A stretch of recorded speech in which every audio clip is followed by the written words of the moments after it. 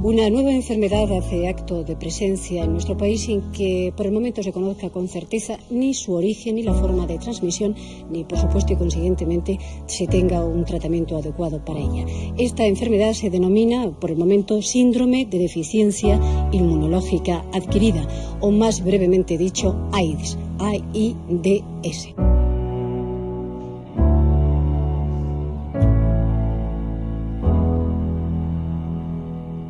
Soy Roy Galán, hijo de la transición, criado por una familia homomaternal en la que una de mis dos madres era seropositiva y falleció debido al virus.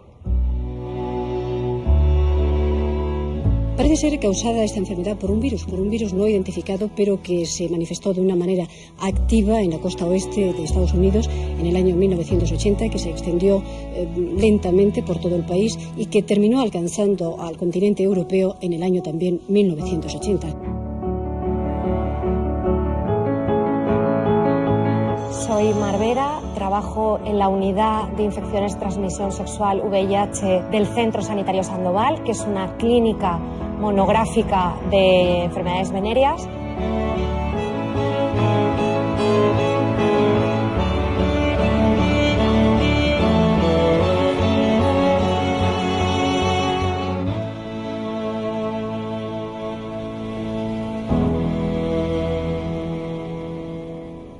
La historia del VIH y el SIDA es un avance en lo científico y un fracaso en lo social. Y es una gran deuda que tenemos con nuestros muertos. Esta gente murió, muchos luchando, pero otros también murieron con la vergüenza. O sea, muchos verdaderamente la enfermedad te comía. Muchos tuvieron que volver a casa de sus padres, unos padres y madres homófobos. Muchos tuvieron que callarse, muchos tuvieron que tragar, muchos tuvieron que aguantar. ¿Ves cómo te lo has buscado? Por pecador, por maricón. Entonces creo que esa gente, esa generación, fue mucha gente, que se perdió, no solo se perdió de una manera ingrata, sino que además no están reconocidos. No se conoce cura alguna para esta dolencia. Nadie sabe exactamente cómo se contrae ni cómo se contagia. Entró en el 81 cuando un equipo del hospital en el que trabajaba entonces, que es el Vall d'Hebron de Barcelona, el equipo de Jaume Vilaseca llevaba un paciente que fue el primer caso que se publicó de SIDA en España, y yo fui a verlo porque estaba rotando en dermatología y fui a ver las lesiones de sarcoma de Kaposi. Lo único cierto parece ser que el agente contagioso del SIDA es un virus por ahora desconocido que hace vulnerable a los afectados a enfermedades que en circunstancias normales no serían una amenaza para ellos. Y primero llegó a Sitges.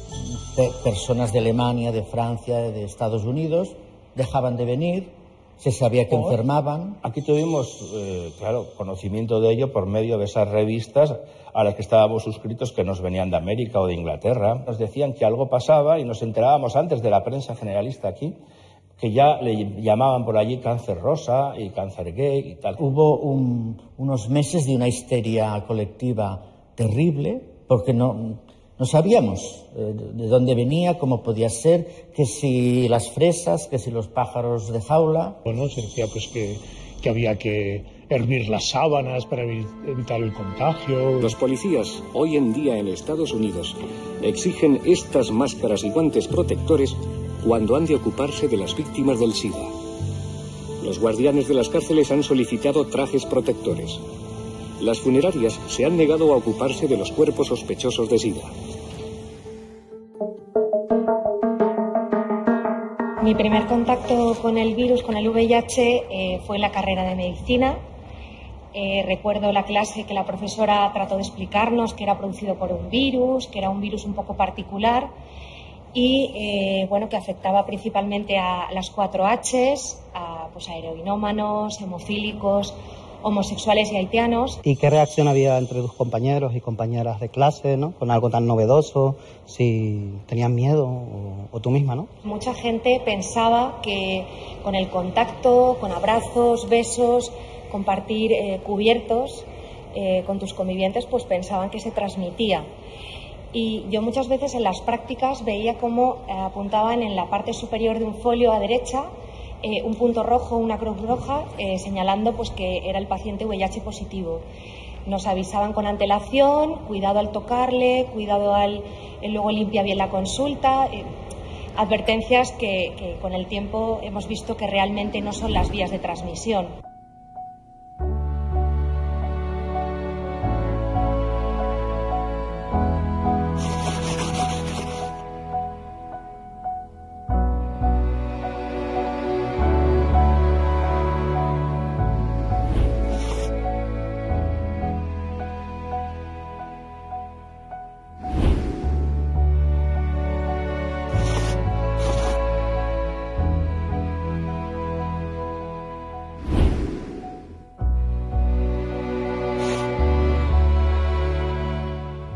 En el 83 es cuando se conoce que es un virus, pero no había un tratamiento ni una posibilidad de hacer nada en concreto más allá de ayudar a la calidad de vida, porque cantidad no les podíamos dar. Para empezar, no había ni siquiera tratamientos para poder hacer frente a la enfermedad, con lo cual estabas en una situación totalmente vulnerable, a la espera de que apareciera algo en el mercado farmacéutico que pudiera darte una esperanza de vida. Tuve mucha suerte porque de aquella época el 70% en Cataluña murieron y un 30% hemos sobrevivido hasta hoy. Claro, les está súper estigmatizado el tema del VIH. Había unidades específicas para VIH-Sida, pero además con el cartelón de VIH-Sida, ¿no? Las sillas iban con las marcas, o sea, todo iba con el sello de VIH, o sea, que directamente te etiquetaban. Veíamos el deterioro que suponía, por un lado, personal y humano de las personas afectadas con VIH, que podían degenerar en SIDA, ¿no? Veíamos ahora toxoplasmosis, ahora una neumonía Carini, vale, salías de una, tenías otra, pero veíamos como aquello iba más, empezaba a morir gente también, y luego veíamos también otra muerte que era la muerte social. Sus colegas americanos han anunciado que más o menos dentro de unos 2 años se dispondrá de una vacuna contra el SIDA. ¿Piensa que ustedes podrán adelantarlos? No, pienso que esta es una visión un tanto optimista de las cosas. Se trata, pues, de un trabajo a largo plazo y yo personalmente me inclinaría más a hablar de 5 que de 2 años. Hasta el año 85 no se comercializó una prueba diagnóstica para saber qué personas tenían el VIH. Fue una guerra también de patentes en relación a la prueba de detección de anticuerpos. Y hasta el año 87 no se comercializó el primer fármaco antirretroviral. De modo que desde el año 81, 82, 83, hasta el año 87 no había nada que ofrecer.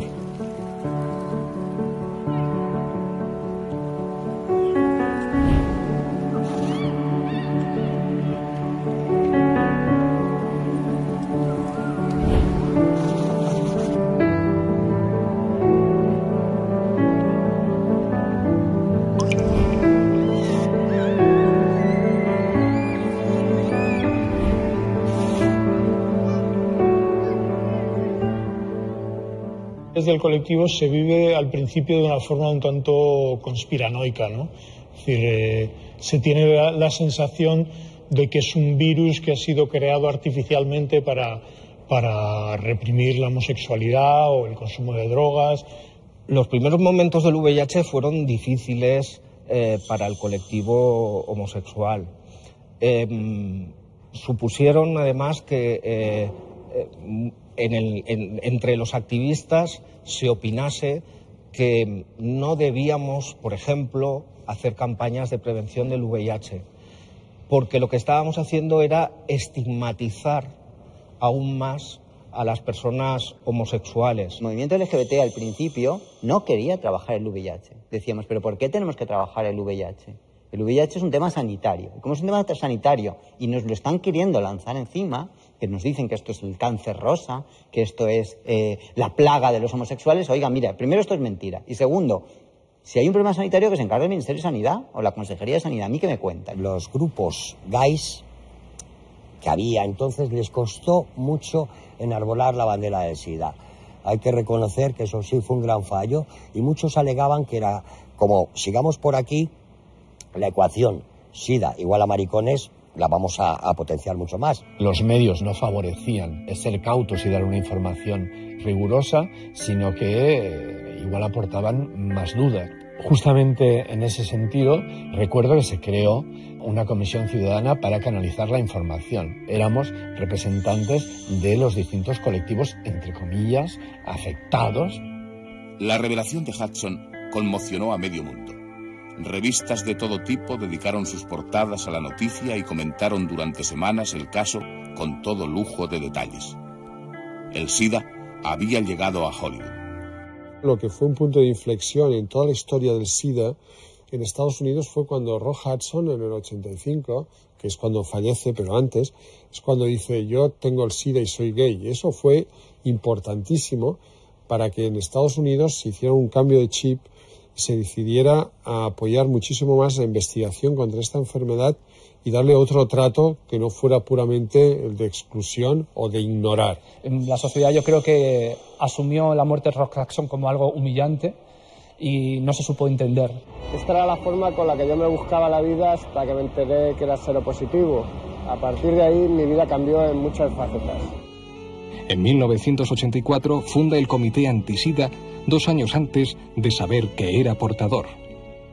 Manolo fue todo un personaje, un poco francotirador, aunque sí creaba organizaciones y estructuras, pero era un buen luchador. Yo creo que Manolo hizo un buen trabajo desde las posibilidades que se tenían. Ser enfermo de SIDA que no te tienes que rendir, que tienes que seguir llevando una vida social, laboral, sexual, a todos los niveles, porque tienes 2 posibilidades: estar amargado y tener el SIDA, o vivir lo mejor posible y tener el SIDA. Entonces tienes que elegir entre una de las 2. Lo que no vas a variar es lo del SIDA. Decían: esto es un invento de Reagan, esto es un invento de la Iglesia, de la Margaret Thatcher, y no le daban credibilidad. Y claro, cuando llegó el 88, esto era un desastre.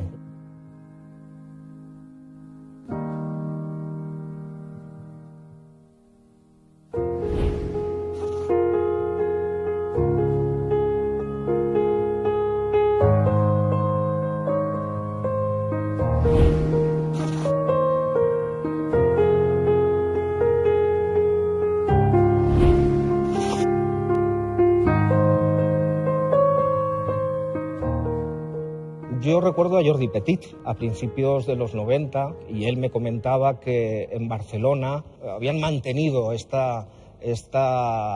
fuerte enfrentamiento entre aquellos que opinaban que había que luchar contra el VIH o había que dejarlo apartado. Hay una segunda reacción que ya es, bueno, es verdad que no tiene por qué ser nosotros, pero como movimiento social podemos unirnos a esa lucha global contra el VIH como una parte del movimiento de la ciudadanía, de la sociedad que somos. Ganamos los que pensábamos que teníamos que plantar cara con estigma o sin estigma a la lucha contra el VIH. No nos afectaba tanto, realmente casos de lesbianas, no sé si se han dado, yo creo alguno, pero muy pocos, fundamentalmente por esto, ¿no? Por la promiscuidad, ¿no? De la sexualidad que nosotras nos daba. Entonces nosotros no lo vivíamos como algo nuestro. Pero yo creo que esto dura poco, porque en realidad lo que sucedió es que el SIDA sí activó otra vez las alianzas entre gays y lesbianas. Yo creo que aquí lo vimos bastante claro con los colectivos más radicales. Por ejemplo, entre LSD y la Radical Gay, ahí hubo una colaboración desde el comienzo con el tema del SIDA. Éramos amigos y amigas. Y además, también en aquella época, yo creo que ellas también veían la necesidad de que surgieran nuevas voces, nuevos compromisos y nuevas formas de lucha de lo que la realidad lésbica implicaba. Pensar que las mujeres lesbianas no podían ser seropositivas era presuponer que sus prácticas sexuales eran de determinada manera, muy concreta y muy relacionadas con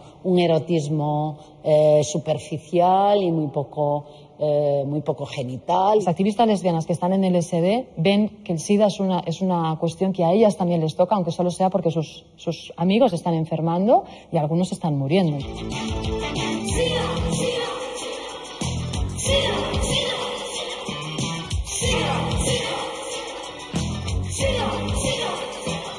La parte más trágica y terrible fue a principios de los 90, con dar un dato, con decir que en el año 94 morían de promedio entre 3 y 5.000 personas, todos a causa del SIDA, pues nos podemos hacer una idea de la situación.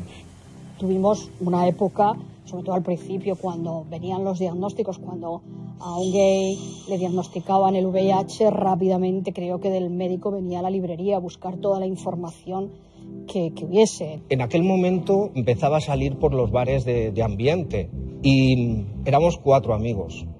De los 4 amigos, 2 fallecieron jóvenes. Fallecieron a finales de los 90, principios del 2000.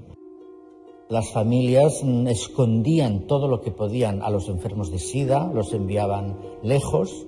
Doble moral. En el peor de los momentos, las funerarias no se querían hacer cargo de esos cadáveres. Se articularon las medidas para prevenir la transmisión primero, después de identificarlas vía sexual, con hombres o con mujeres, pero transmisión sexual, y también a través de sangre o hemoderivados. Por lo tanto, se identificó cómo se podía prevenir. Publicamos incluso algún folleto, que creo que fue el primer folleto del Estado, que publicamos en el, no sé si fue el 85, con Osakidetza, con el Servicio Vasco de Salud. Claro, lo lees ahora y pues puede parecer un poco exagerado. ¿Cuál fue tu primer contacto con el VIH? En mi caso fue en casa porque yo soy hijo de 2 madres y una de ellas era seropositiva. Cuando le fue diagnosticado el VIH, no nos lo contó de manera ni directa ni tan pronto, pero sí que lo fueron como introduciendo en casa de alguna manera, ¿no? Todavía no había ningún referente como para tú decir, mira, me pasa esto, o no sabía muy bien tampoco cómo lo íbamos a asumir, ¿no? Y entonces fue la época en la que Magic Johnson fue diagnosticado. Quiero que todos comprendan lo que es tener el virus del SIDA. Mi madre lo ocultó durante muchísimos años y siempre se usan enfermedades para tapar, ¿no? En plan, pues tengo leucemia, ¿no? O porque tenía que justificar el deterioro físico, ¿no? En aquella época. Entonces mi madre decía que tenía leucemia. Claro, la leucemia es una enfermedad que produce compasión, ¿no? Y el VIH es una enfermedad que produce estigma. Altos directivos, carpinteros, niños, amas de casa, gente de la ciudad y del campo. A todos, absolutamente a todos, nos afecta el problema del SIDA. En cuanto a cómo se vivía socialmente, la verdad es que se vivía de forma bastante encubierta. Sí que es cierto que el estigma asociado al VIH es un fenómeno global, pero quizás más propio de sociedades latinas como las nuestras o de origen judeocristiano, en los que se tiende más a esconder todos aquellos aspectos relacionados con la sexualidad, las que hicieron que se convirtiera en un tabú.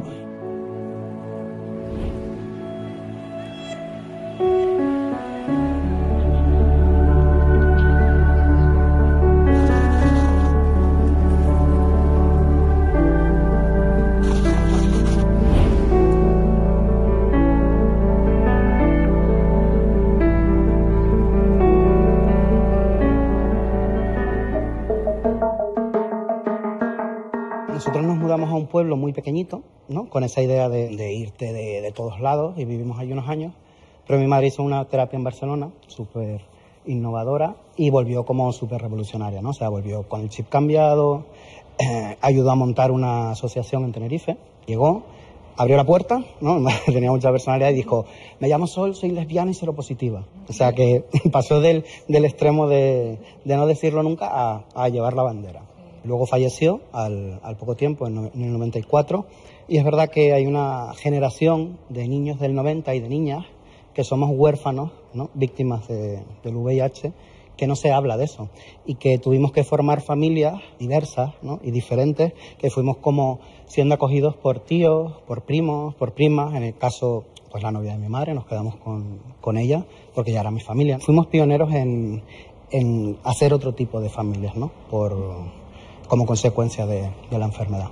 El aislamiento en que Montserrat vive sus primeros días de colegio se debe a la decisión de la mayoría de los padres de los 200 alumnos matriculados en el colegio malagueño Denis Belgrano de no llevar a sus hijos a clase por miedo a que el contacto con la pequeña Montse pudiera acarrear el contagio de la enfermedad. Mi madre tomaba ZT, que fue de los primeros tratamientos, y después se demostró que era veneno, ¿no? Era casi, bueno, realmente eso no debería habérselo tomado casi nadie, ¿no? 24 enfermos de SIDA serán tratados de forma experimental en 3 hospitales españoles con un fármaco conocido como AZT. Este fármaco está siendo ya utilizado en otros países como los Estados Unidos y en Gran Bretaña. Pues el AZT, el ácido budina, el DDI, el D4T, pues producían distribución irregular de la grasa corporal y eso pues marcaba el estigma de las personas que estaban infectadas. No te muevas ahora, Andy. Eso es. Nuestro referente, o al menos el mío, era Filadelfia, ¿no? Aquella película terrible con aquellas manchas, con aquel aspecto, aquella ópera. Creo que ahora mismo debería darse un mensaje de que realmente puedes convivir con el virus, debes convivir con el virus y que no pasa nada. El Memorial del SIDA surge casi a la par que con la epidemia, porque aparece en la comunidad gay de San Francisco y de Nueva York en Estados Unidos como una forma de reivindicar a sus muertos, y intenté importar en el año 93 esta idea a Barcelona. Permitía que las familias, hermanos, padres, amantes de las personas fallecidas, que en aquel momento era un degoteo que parecía que iba a ser interminable, prefirieran vivir esto en una especie de grupo de ayuda mutua en la que confeccionaban tapices pues para reivindicar a sus hijos muertos, a sus hermanos, a sus familiares, para no avergonzarse de ellos y para crear conciencia y visibilidad sobre la sociedad. Hoy en día, por suerte, no hacemos más tapices. Esto terminó y el tapiz forma parte de las colecciones del Museo de Historia de Cataluña, porque de alguna forma tanto el memorial como el tapiz memorial del SIDA no deja de ser una crónica, una pequeña crónica también de una parte de nuestra historia colectiva.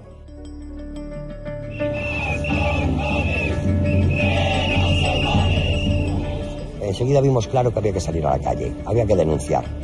Entonces empezamos a hacer acciones el 1 de diciembre, mientras que las acciones que se planteaban entonces de los comités anti-SIDA eran un poco más lúdicas, las nuestras empezaron a ser un poquito más drásticas, ¿no? Era de, a ver, aquí tenemos que salir y protestar, ¿no?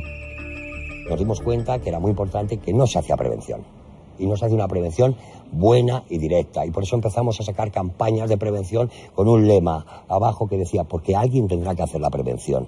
Nuestra labor era, a través de acciones potentes, a través de acciones llamativas, que de alguna manera tuviesen eco en otros lugares. Uno de los objetivos de LSD es hacer visibles a las lesbianas en Madrid. No solo era el SIDA, era de alguna manera toda la lesbofobia y homofobia que se escondía detrás del SIDA.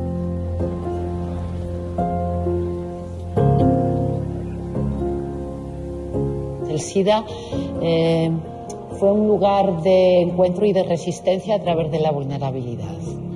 Es decir, nos estaban matando físicamente, pero también simbólicamente. La rabia salió de hasta aquí hemos llegado, ¿no? Y salió en poder juntarnos, reconocernos y reconocernos en todos los demás, fuera seropositivo o no, todos y todas éramos seropositivas. Los gobiernos de entonces tenían este tema como algo prioritario. He encontrado esto en el vestuario. ¿De quién es? El SIDA no da, el póntelo, pónselo, que tanto marcó y a toda la sociedad española. Mío. Mío. Mío. Para mí el SIDA no da es una campaña que sigue siendo actual en el 2018. Será necesario campañas anuales para recordar a la población el uso del preservativo u otras medidas de prevención. El sector de la población española que más utiliza el preservativo es precisamente el de hombres homosexuales, bisexuales y transexuales. somos los que más lo utilizan. Confiar al preservativo únicamente a la solución del VIH es una quimera, porque eso es lo que venimos haciendo desde los inicios de la epidemia. Porque si alguien en este contexto deja de usar condones de forma absoluta, no va a tardar nada en adquirir la infección. Este es un banco de alimentos para los enfermos de SIDA. Al quedarse sin trabajo, generalmente los enfermos suelen tener dificultades económicas para llegar a fin de mes. Aquí se les ayuda a sobrevivir. Conocimos casos en aquella época, estoy hablando de la época de la crisis fuerte de principios de los 90, de parejas de 20, 25 años que el padre de uno de ellos, el que tenía VIH, no había querido saber nada, lo habían repudiado, él había generado un patrimonio, luego había tenido una pareja, fallecía y la familia, que nunca había querido saber nada de su hijo maricón, sí que quería ese patrimonio. Pero eso no era lo más duro. Yo conocí algún caso en el que los padres del que estaba falleciendo no dejaban, no permitieron que su pareja estuviese los últimos momentos de la vida de su amor. Es que a la vuelta del funeral de tu pareja, la familia del difunto, si él era el arrendatario del piso, te había tirado todo a la escalera, a la puerta del rellano, y había cambiado el paño de la puerta y tú no podías entrar. Eso es muy duro. De ahí empezamos a reclamar pues, los derechos de pareja. Yo siempre digo que el VIH permitió dos cosas, a lo mejor es hasta perverso decirlo, pero permitió que por primera vez las organizaciones LGTB empezásemos a tener recursos de las administraciones públicas, porque veían que había un colectivo que se había empoderado y que estaba luchando contra el VIH, pero también conseguimos ponernos las pilas para conseguir el matrimonio igualitario.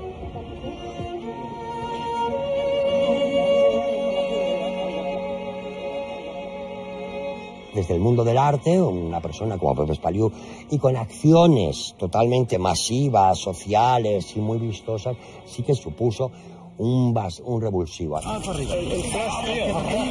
Así, pasando de mano en mano, Espaliu quiso denunciar la incomprensión social y las alarmantes cifras de afectados por el SIDA. El movimiento LGTB que tenemos hoy en día, que nació en los años 90 en España y en otros países, es el resultado del SIDA. Y esa es una de las grandes verdades sociológicas que son incontestables. No se ha hecho una valoración de lo mucho que se aprendió desde el movimiento a partir de un hecho tan cruel, ¿no? Gran parte del activismo, incluido el matrimonio, no habría sido posible sin toda esa energía, esa poca energía que le quedaba a las personas VIH. El pasado domingo, 24 horas después de reconocer públicamente su enfermedad, terminaba la vida de Freddie Mercury, 45 años, líder del célebre grupo de rock, Queen. En el 94 que empiezan los primeros estudios con niveles de proteasas a nivel clínico, pero que ya es en el 96 cuando la terapia triple aparece y es más asequible. El año 96 marca un hito histórico en el sentido de que se dispone de pruebas de carga viral. O sea, lo desarrollado que está el virus en cada enfermo. Es una prueba muy útil para los médicos porque así pueden tratar a cada enfermo con el medicamento y la dosis más adecuada. También sirve para reducir los efectos secundarios de las medicinas y mejorar la calidad de vida de los enfermos. Las personas que se infectan, si empiezan tratamiento muy precoz, tienen una esperanza de vida normal. Con la incursión de los tratamientos antirretrovirales ha incrementado la esperanza de vida de las personas seropositivas, pero ha incrementado también su invisibilidad. Y lo que hace es que en la sociedad española no existan personas famosas que quieran dar ese paso adelante. Carecemos de esa imagen, de ese referente que ayude a la normalización y a la visibilidad del colectivo de personas con VIH en España.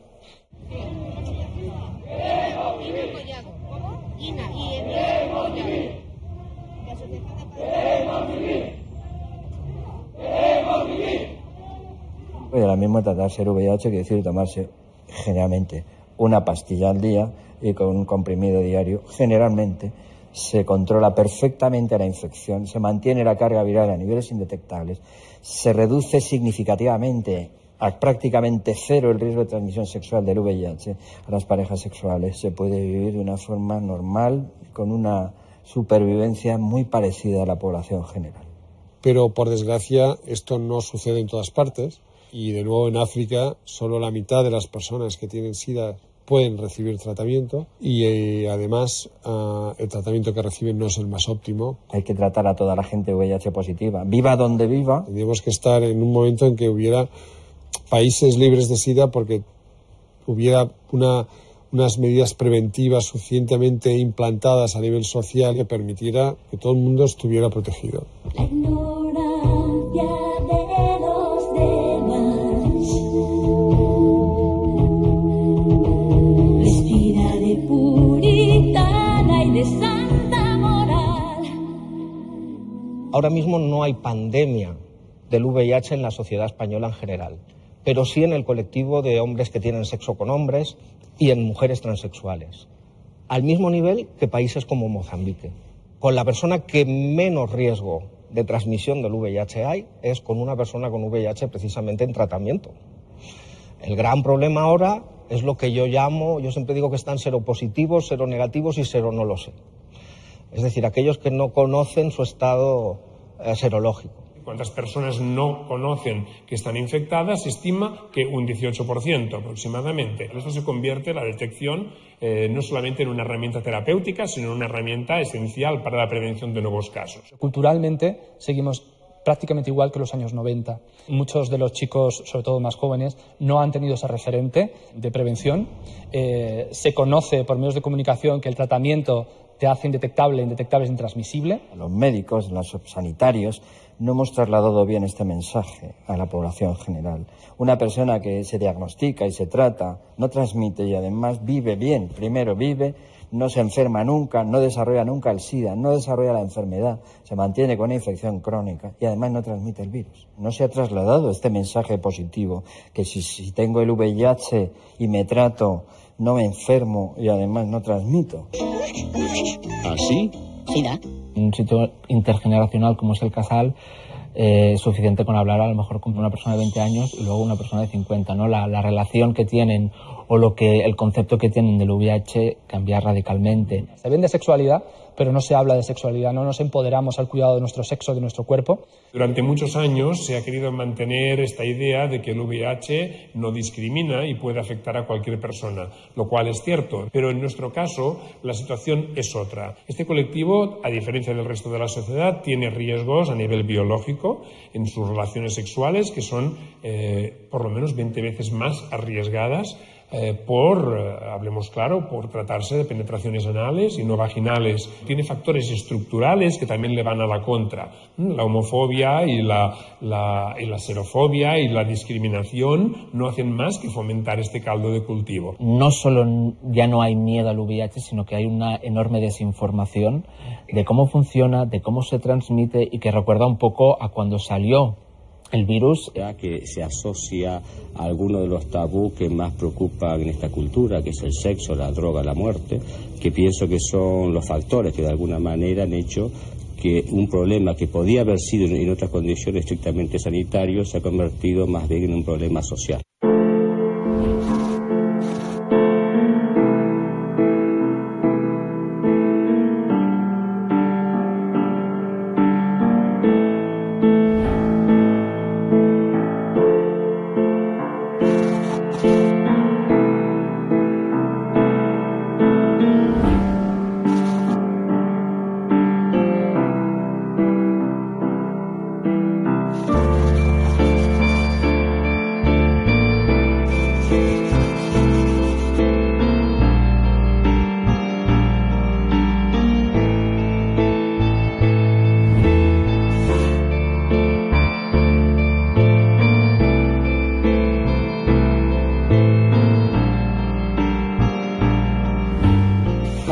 Que nos enfrenta a algo que es muy moral, cómo las personas van a tener sexo aparentemente desprotegido, pero a la vez cuidarse. Como en España hace años con la píldora, como una mujer podía empoderarse, tomar ella la iniciativa de no quedarse embarazada y tener el sexo de la manera que ella quisiera.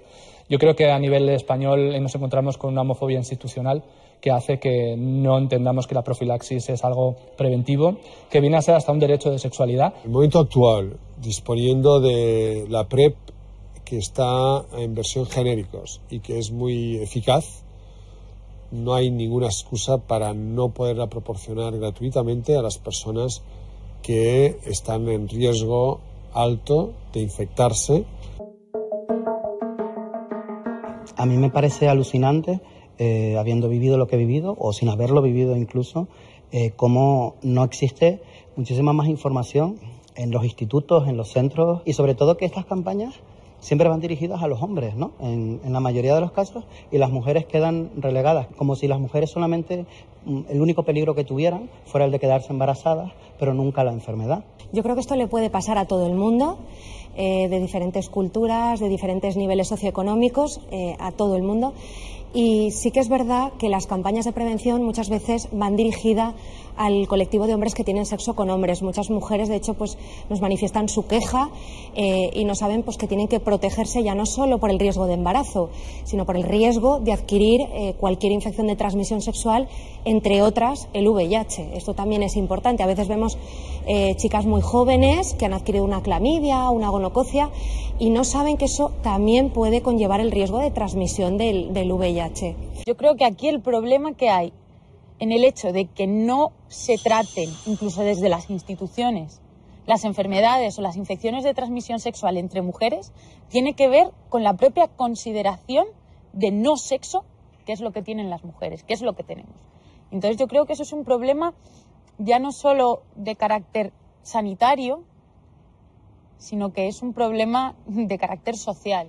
Y seguimos teniendo una asignatura pendiente, que es la educación sexual. O sea, si al final tuviesen una asignatura que se llamara, yo qué sé, diversidad y cultura, no sé, me lo estoy inventando, pero una asignatura que hablara de todo esto, evidentemente tú ya vas con otro pensamiento y otro enfoque cuando te encuentres con estas realidades que te vas a encontrar. Cuando se aborda la educación sexual es una educación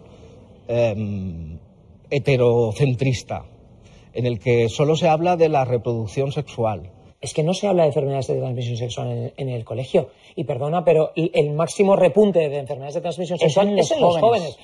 Todo este caldo de cultivo en un mundo tan fácil a la hora de tener relaciones sexuales que nos dan las aplicaciones y que además para muchas personas jóvenes LGBT son de los primeros contactos que tienen como personas que se identifican como tal. Lo que sería necesario es dar una formación muy concreta y específica a los adolescentes sobre enfermedades de transmisión sexual y sobre sexo. Yo creo que tendríamos una sociedad mucho más sana y además mucho más protegida, ¿no?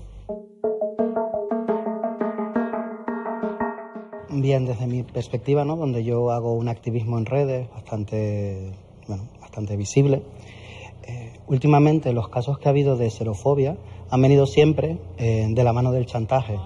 Los últimos casos que hemos visto han sido el del actor Charlie Sheen, ¿no?, o el de la cantante Conchita Wurst. Lo que te pasa no debería ser nunca motivo de chantaje. Ojalá la vida fuera de otra manera, pero lo importante es lo que tú haces con lo que te pasa, no lo que te pasa.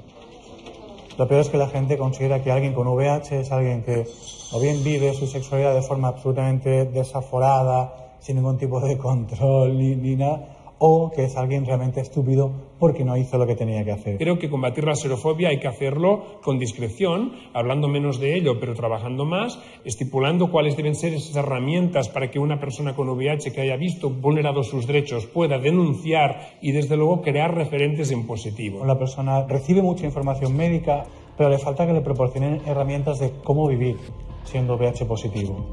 Cómo tener relaciones sexuales, cómo plantearse viajes, si tendrá problemas para entrar en algunos países o no, contratar una hipoteca, las entrevistas de trabajo, qué ocurre con los seguros de salud, ese tipo de cuestiones que también al final es lo que de verdad termina preocupando a la persona.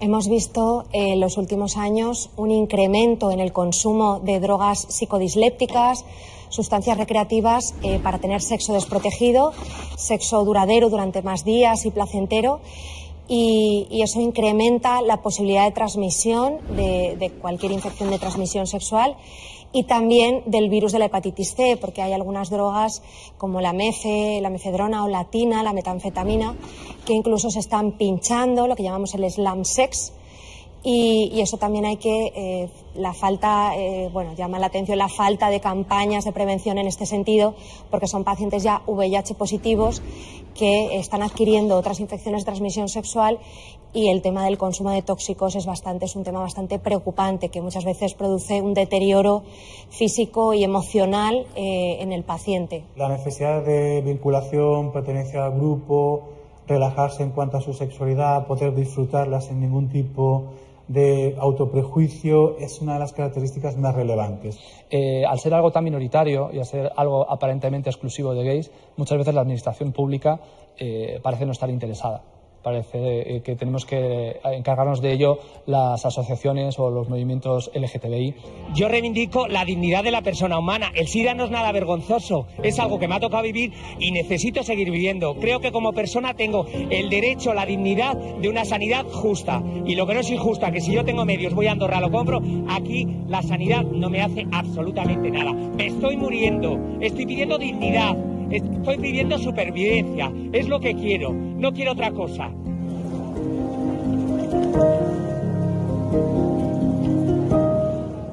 Muchos avances científicos, el tema de la vacuna terapéutica, que ya se les está aplicando a muchos pacientes, pues una inyección mensual o trimestral, y eso pues evitaría el tener que tomar una pastilla todos los días. Hay una línea de investigación que es la vacuna terapéutica. Hay diferentes líneas. Una de ellas es hacer que las personas seropositivas controlen de forma natural a través de esa vacuna el virus sin tener que tomar tratamiento, y luego está la vacuna que más diseñada para personas seronegativas para que no la adquieran. Eso lo veo a más largo plazo. De momento la mejor vacuna es, por supuesto, la prevención primaria, el uso de todas las medidas preventivas, el preservativo, y a las personas que ya han adquirido el virus, tratarlas y reducir sus niveles de carga viral indetectables. ONU-SIDA lo que viene a implementar es que a través del 90-90-90, que es el 90% de las personas seropositivas estén diagnosticadas, el 90% de esas personas diagnosticadas en tratamiento y el 90% de esas personas en tratamiento que sean indetectables, por tanto intransmisibles, para el 2030 yo lo veo bastante esperanzador, y efectivamente con las medidas políticas que se están implementando en ciertos países, incluyendo en este, va a ser utópico.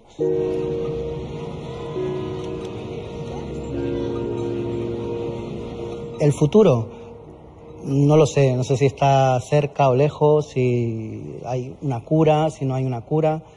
Creo que sea algo positivo, porque a todo hay que buscarle algo positivo, es que hemos podido ejercitar la empatía, es decir, ponernos en el lugar del otro. Creo que te haya tocado más cerca, te haya tocado más lejos, va a ser algo que nos va a haber mejorado como seres humanos, ¿no? Ojalá esto sirva para no volver nunca a reproducir cuestiones de opresión o de rechazo al otro por una cosa que puede suceder o no.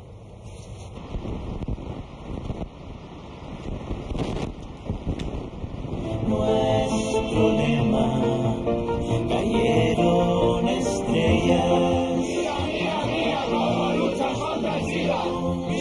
Le mostré mi herida viendo al profeta.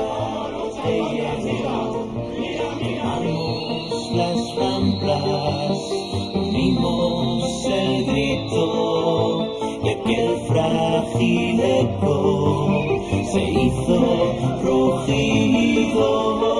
Llamaré sin pisar cristales rotos, recordaré siempre que nosotros somos el baile y la llama, fulgor y deseo, la lucha futura, un eterno recuerdo.